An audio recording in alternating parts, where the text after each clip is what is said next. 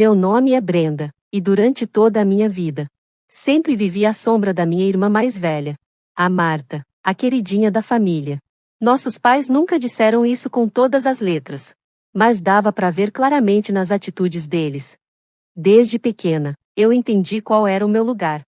Enquanto a Marta ganhava roupas novas e os presentes mais legais nos aniversários, eu ficava com roupas usadas e presentes úteis, tipo meias e cadernos. Lembro até hoje de um Natal, quando eu tinha 13 anos. A Marta ganhou um iPhone novinho, e eu ganhei o celular antigo dela, um flip que mal funcionava. Na escola era a mesma coisa.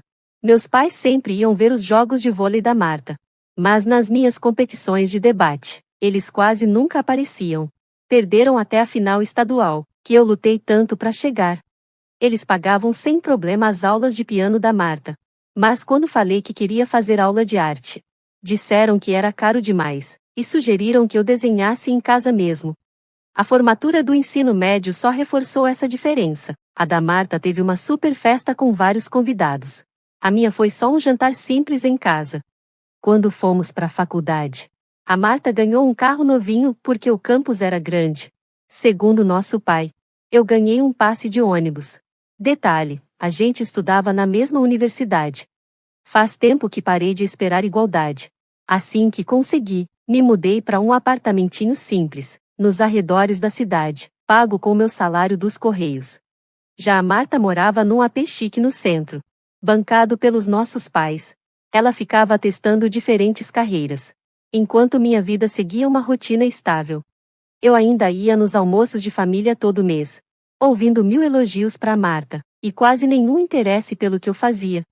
Sentava naquelas reuniões só contando os minutos para ir embora, e voltar pro meu cantinho, lutando contra o ressentimento.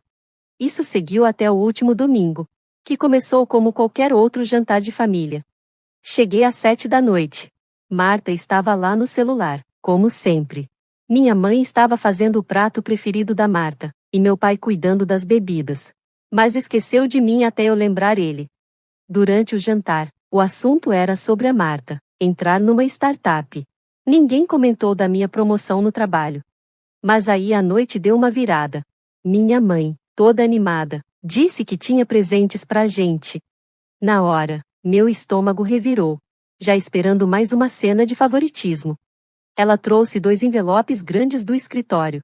Entregou o da Marta com toda a pompa. E o meu, como se fosse só por educação. A Marta abriu o dela toda empolgada. Eu fui abrindo o meu devagar, me preparando para mais uma decepção. Dentro dos 2 envelopes tinham documentos sérios, com cara de coisa importante. Minha mãe explicou, sorrindo, são documentos de propriedade. Ela olhou para Marta e falou, é a propriedade do seu avô. Você tá recebendo uma bela casa, com o seu futuro promissor. Temos certeza que vai aproveitar muito bem. Todo mundo olhou para mim e começou a sorrir. Minha irmã Brenda também. E aí minha mãe disse, Brenda, estamos te dando a antiga cabana do seu avô. Você sempre valorizou sua independência. E achamos que combina com você. Ela falou da cabana como se fosse uma coisa incrível. Mas na real era um lugar velho, caindo aos pedaços. Sem luz, sem água encanada, nada. Era mais um lugar de lembrança do que uma casa de verdade. Quando peguei os papéis, senti aquela mistura de sentimentos, que me acompanhou a vida toda, tristeza, raiva, e aquele costume de aceitar tudo calada. Mas dessa vez foi diferente. Algo dentro de mim simplesmente estourou. Você tá falando sério? Perguntei, com a voz calma demais até pra mim. A Marta ganha uma casa reformada, com 3 quartos. E eu fico com um barraco no meio do mato. Minha mãe arregalou os olhos, surpresa. Ela claramente não esperava que eu reagisse. Brenda tentou me acalmar, com aquela voz doce. Você tá exagerando. É um lugar cheio de potencial, com 4 acres de terra.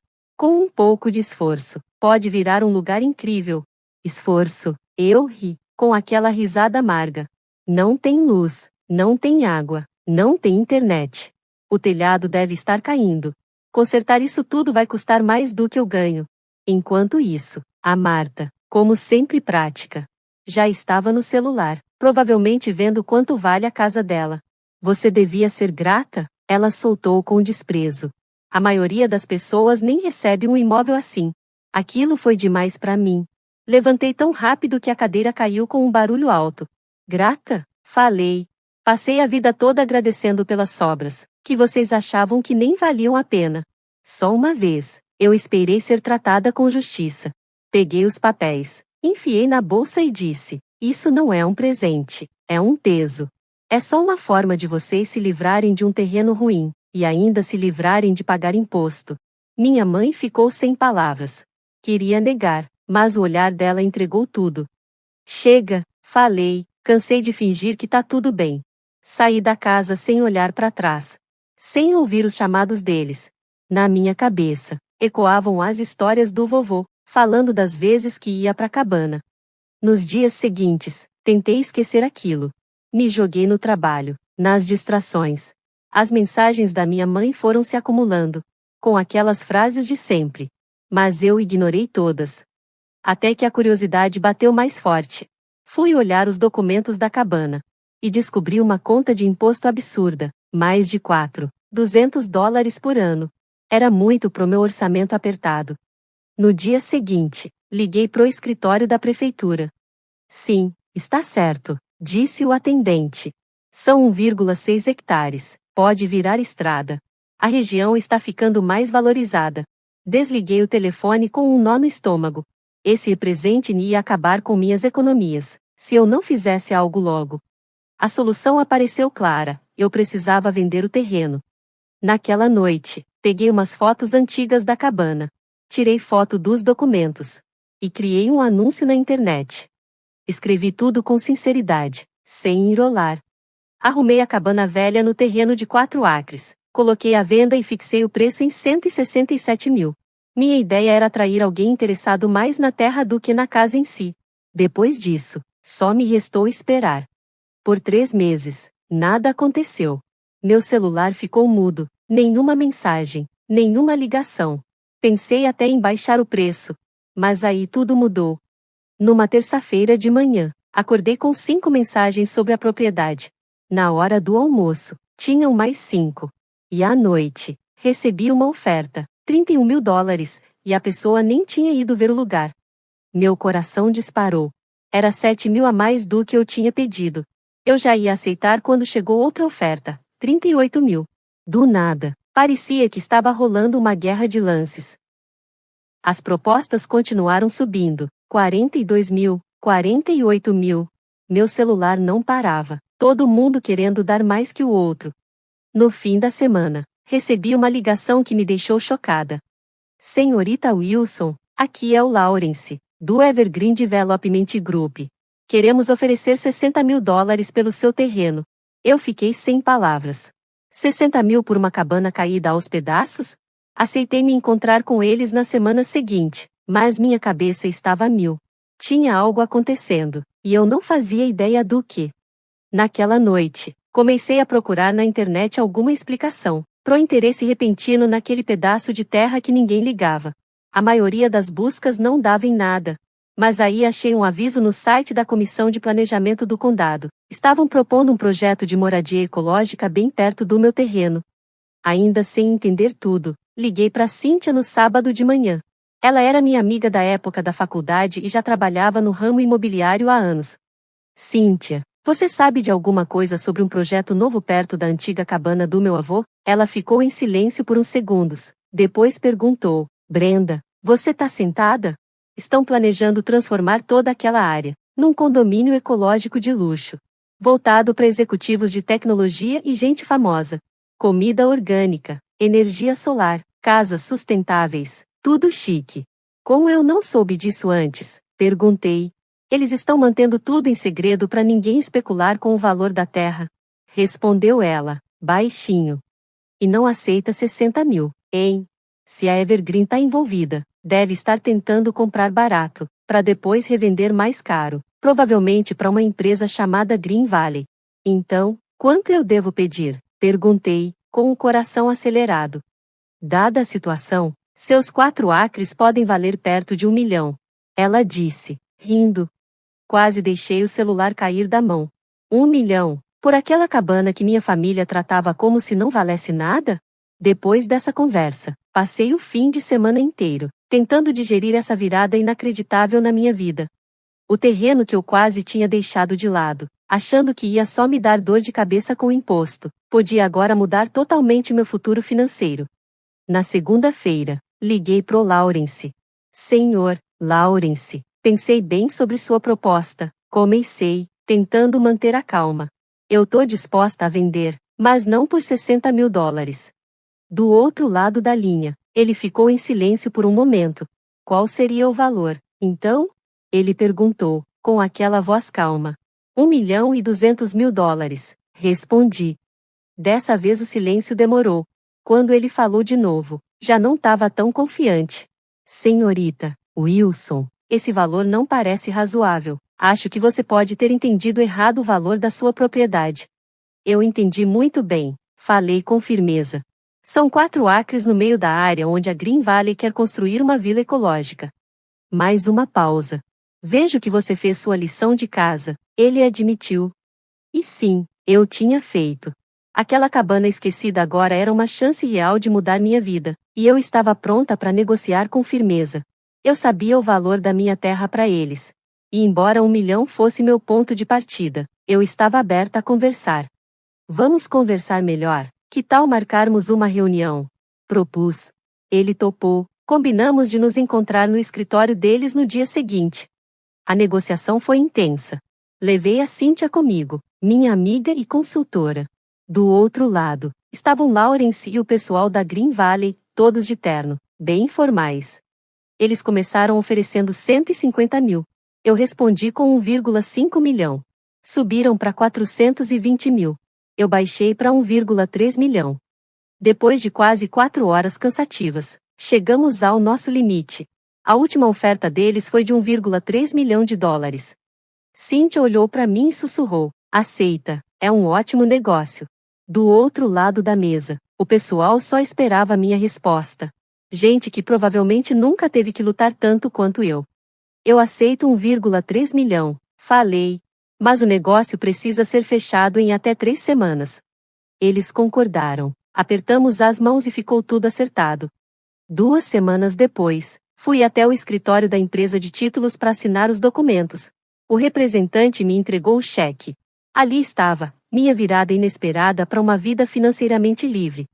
O terreno que antes era um peso virou a chave da minha liberdade. A primeira coisa que fiz depois de depositar o cheque foi pagar meus empréstimos estudantis, todos os $120 mil. Depois comecei a procurar um novo lar. Encontrei um apartamento lindo, de 3 quartos, num bairro que sempre sonhei. Paguei 420 mil. Mesmo depois dessa compra, ainda sobrou muito mais do que eu jamais imaginei ter um dia.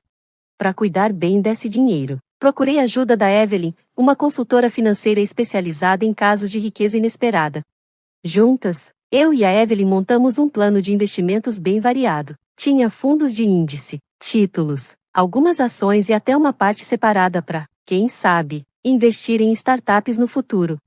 Mesmo com essa segurança financeira toda, eu decidi continuar trabalhando, estar com meus colegas, ter uma rotina. Tudo isso me fazia bem e dava estrutura para o meu dia a dia, mas agora, sem a preocupação com dinheiro, tudo parecia mais leve. Aquela ansiedade constante que eu sempre tive por causa de grana, simplesmente sumiu. Comecei a fazer pequenas mudanças no meu estilo de vida, comprei móveis novos, troquei meu carro velho por um mais confiável, e passei a fazer compras sem olhar tantos preços.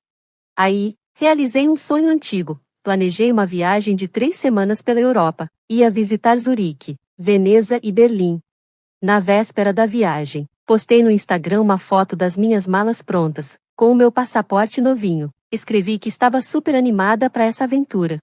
Num dos dias, tomando um café com vista para a Torre Eiffel, comecei a ler os comentários no post. A maioria era de apoio e carinho, mas um me chamou a atenção. Minha prima Margarete comentou algo dando a entender que sabia da minha mudança recente. Na hora me deu um aperto no peito. Eu ainda não tinha contado para minha família sobre o novo apartamento, mas resolvi não deixar isso estragar a viagem. Quando voltei para casa, vi que tinha 4 chamadas perdidas da minha mãe e uma mensagem: ligue quando voltar, queremos te ver, vem jantar com a gente no domingo.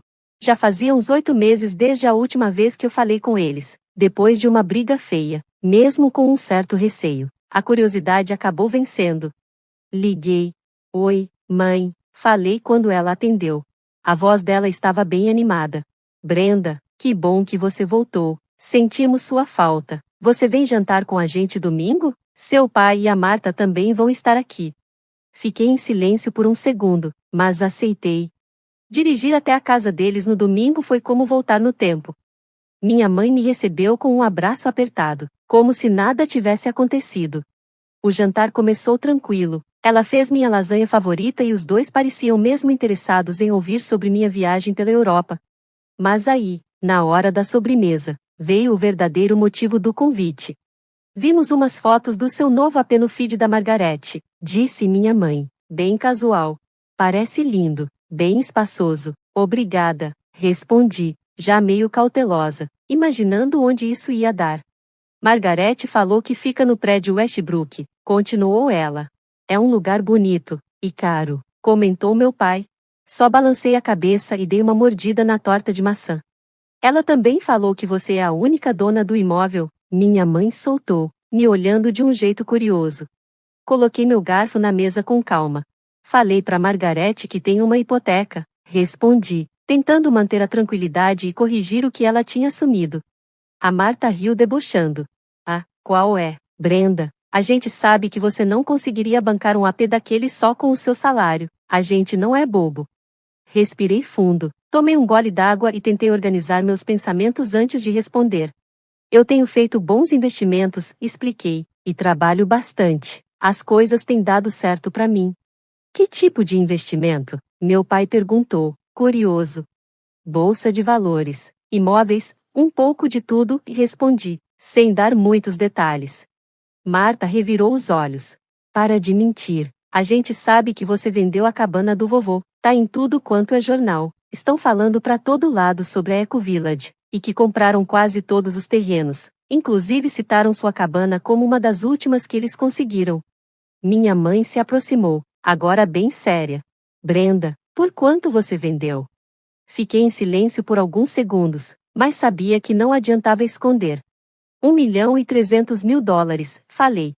A sala ficou muda, minha mãe empalideceu, meu pai ficou de boca aberta, e Marta arregalou os olhos, chocada. Ela foi a primeira a se recuperar, mas logo ficou com raiva. Então você tá aí com quase 1 milhão no bolso e não contou nada pra gente? A gente ralando pra pagar meu casamento, mamãe e papai preocupados com a aposentadoria. Vocês estão com dificuldades? Falei rindo, sem achar a menor graça. Eles bancaram seus estudos, te deram um carro, pagaram seu aluguel por anos, sem falar que você ficou com a casa do vovô, que vale $500 mil fácil. Isso é diferente, retrucou Marta. Diferente como? Desafiei. Porque somos família, ela gritou. Família compartilha as coisas. Família não esconde dinheiro e finge estar sem grana enquanto viaja pela Europa. Levantei, estava exausta daquela conversa. Eu vou embora, disse, indo em direção à porta. Espera, Brenda, não precisa ser assim. Minha mãe tentou me parar, segurando meu braço. A gente só achou que, talvez, você quisesse compartilhar um pouco da sua sorte com a família. Se vocês não tivessem me dado a cabana, vocês mesmos teriam vendido e ficado com todo o dinheiro. Foi um presente, lembram? Saí de lá com um misto de alívio e frustração.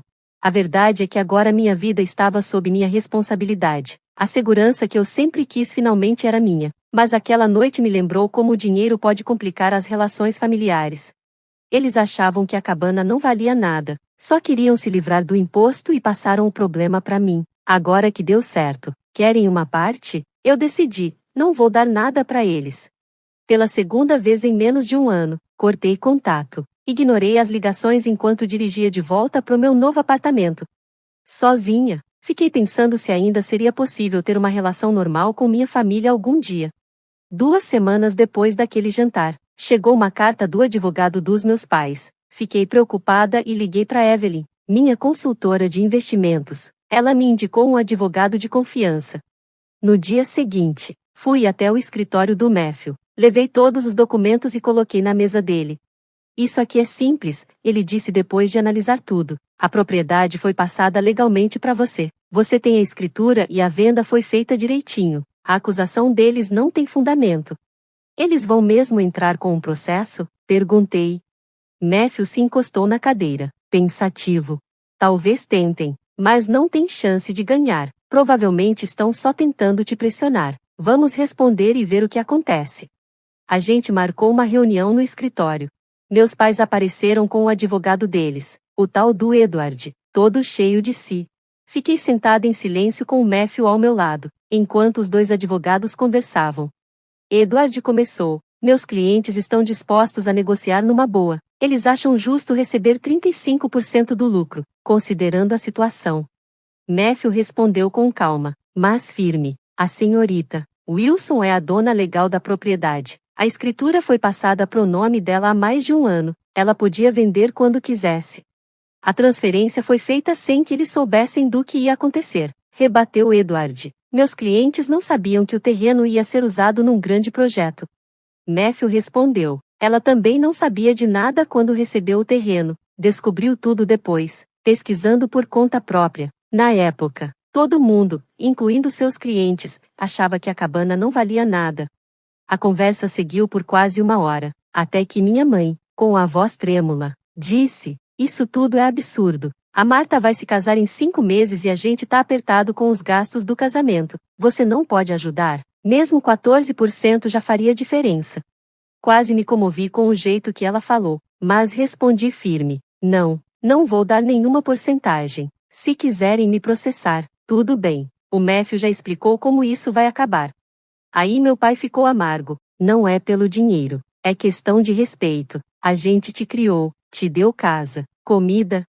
E fez questão de me lembrar todo santo dia que eu era só a segunda melhor. Interrompi. Desde os 20 anos eu me viro sozinha. Paguei minha faculdade. Construí minha carreira. Agora eu cuido do meu próprio dinheiro. A reunião acabou logo depois. Nenhum acordo. Matthew me tranquilizou dizendo que eles não tinham base legal nenhuma. Se eles não entrarem com processo nos próximos meses, não vão entrar mais, disse ele. E ele estava certo. Nenhum processo veio, mas o que apareceu foi fofoca. De repente, parentes que eu nem via fazia anos começaram a me mandar mensagem com histórias tristes e ideias mirabolantes de negócios. Brenda, querida, quanto tempo, diziam uns. Ei, lembra de mim? Tô com uma super oportunidade de negócio, dizia outro. Alguns até pediam dinheiro para cirurgia, dizendo que o plano não cobria. As histórias pareciam infinitas, cada uma mais desesperada que a outra. Algumas até podiam ser verdade, mas muitas pareciam só uma desculpa para tentar tirar grana de mim. Segui o conselho do Matthew, bloqueei os insistentes, parei de atender número desconhecido, mudei meu e-mail e deixei minhas redes sociais bem mais privadas. Foi estranho ter que me proteger da minha própria família, mas era o que eu precisava para manter minha paz e meu futuro em ordem. Me afastar da maioria deles foi difícil, mas necessário. Poucos continuaram por perto, os que sempre estiveram lá mesmo quando eu não tinha nada. Minha prima Lauren, por exemplo, sempre me tratou como irmã. E o tio Willie, que nunca deixou de me mandar um cartão de aniversário, todo ano. Essas pessoas me valorizavam pelo que eu sou, muito antes de aparecer qualquer dinheiro. 8 meses depois de vender a cabana, minha vida já tinha tomado um novo ritmo. Continuei na mesma empresa, mas agora só aceitava os projetos que realmente me empolgavam, e não só os que pagavam bem. Viajei sempre que tive vontade e fui construindo uma vida que realmente parecia minha. Um dia, enquanto dava uma olhada na correspondência, encontrei um panfleto de uma ONG voltada para a educação de crianças. Em vez de jogar fora, deixei separado. Naquela noite, pesquisei mais sobre a organização e fiquei impressionada com o trabalho deles. A maior parte do dinheiro doado ia direto para os projetos, não para os custos da administração. Eles focavam em dar bolsas de estudo para crianças carentes, principalmente aquelas que não se encaixavam nos programas tradicionais de mérito. No dia seguinte, fiz uma doação generosa, mas sem colocar meu nome. Aquilo despertou algo em mim. A sensação foi tão boa que comecei a buscar outras causas para apoiar. Pesquisei instituições que ajudavam os jovens a serem os primeiros da família a entrar na faculdade, projetos de saúde mental para adultos jovens, e até programas que ajudavam pessoas a saírem de ambientes familiares tóxicos. No ano seguinte, doei para várias causas, sempre de forma anônima. Com a ajuda da Evelyn, criei um plano de doações organizado, sustentável e que ainda era eficiente do ponto de vista dos impostos. Mas para mim, não eram só doações, eram investimentos em pessoas como eu, que passaram por dificuldades parecidas com as que eu superei. Nunca me reconciliei com meus pais nem com a Marta. De vez em quando, eu ainda ouvia umas fofocas sobre a vida deles por outros parentes. A Marta teve um casamento cheio de luxo, e mesmo com dificuldades financeiras, meus pais conseguiram dar para ela um presentão. Algumas coisas na dinâmica da minha família continuaram do mesmo jeito, e tudo bem, eu já tinha encontrado meu caminho.